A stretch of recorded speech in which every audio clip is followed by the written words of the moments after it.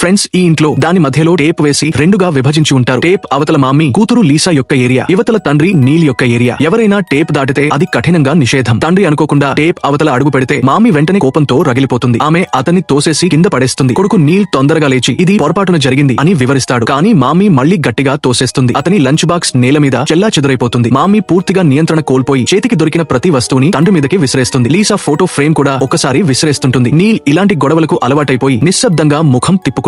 అంతేకాదు తండ్రి టేప్ దాటిన ప్రతిసారి మామీ వెంటనే ఆ ప్రదేశాన్ని మార్చేస్తుంది. ఒకవేళ లీసా కూడా పొరపాటున టేప్ అవతల అడుగు పెడితే మామీ ఆమెను కూడా కసురుకుంటుంది. మామీ లీసా ఇద్దరు కలిసి మంచి ఆహారం ఆనందిస్తుంటారు. కానీ నీల్ కి మాత్రం ఇన్స్టాంట్ నూడిల్స్ మాత్రమే. అతని భోజనం కోసం ఉన్న చిన్న కార్నర్ కూడా చాలా చిన్నదిగా ఉంటుంది. సీడీల మీద కూడా ఒక గోడ లాంటి బౌండరీ ఉంటుంది. స్నానం చేసిన తర్వాత కూడా నీల్ చాలా జాగ్రత్తగా ఉంటుంటాడు టేప్ దాటకుండా. అతను తన చిన్న గదిలోకి వెళ్లినప్పుడు లీసా తన తండ్రి బట్టలు టేప్ ని తాకుతున్నాయని గమనిస్తే వెంటనే వెనక్కి జరుగుతుంది. తండ్రికి మళ్లీ ఇబ్బంది కలగకుండా. ఇంకా వింత ఏమిటంటే మామీ లీసాను తండ్రితో మాట్లాడకుండా కఠినంగా అడ్డుకుంటుంది. ఒకవేళ లీసా పట్టుబడితే తిట్లు తప్పవు. లీసా తన 18వ పుట్టినరోజు ముందు ఈ ఇంటి రహస్యాన్ని తప్పకుండా కనిపెట్టాలని నిశ్చయించుకుంది. మరుసటి రోజు ఉదయం తన తండ్రి బయటకు వెళ్తుంటే చూసి వెంటనే అతని వెనక్కి పరిగెత్తుతుంది. ఇంటికి దూరంగా వెళ్లిన తర్వాతే ఆమె అతనికి నాన్న అని మాట్లాడుతుంటుంది. ఇంటి బయట మాత్రమే ఆమె అతనితో స్వేచ్ఛగా మాట్లాడగలదు. కొంత దూరం నడిచిన తర్వాత లీసా తన తండ్రిని అడుగుతుంటుంది, ఇంట్లో ఈ పరిస్థితి ఎందుకు? నీల్ కాసేపు ఆగి, నాకు తెలియదు తల్లి, బహుశా నేను నీ మామీతో తాగి ఏదో అని ఉంటాను. అది ఈ విభజనకు కారణమే ఉండొచ్చు. కానీ నేను ఏమన్నానో నాకు గుర్తులేదు. నీ మామీ కూడా ఎప్పుడు చెప్పదు అని బాధగా చెప్పి నడవడం మొదలు పెడుతుంటాడు. కానీ రెడ్ లైట్ దగ్గర వేచి ఉంటుండగా ఎవరో ఒక్కసారిగా అతన్ని గట్టిగా రోడ్డు పైకి తోసేస్తారు. ఫ్రెండ్స్, మీ ఇంట్లో పెద్దవాళ్ళు ఏమైనా కోపంగా అంటే ఇలా చేస్తారా? కామెంట్ చేసి చెప్పండి.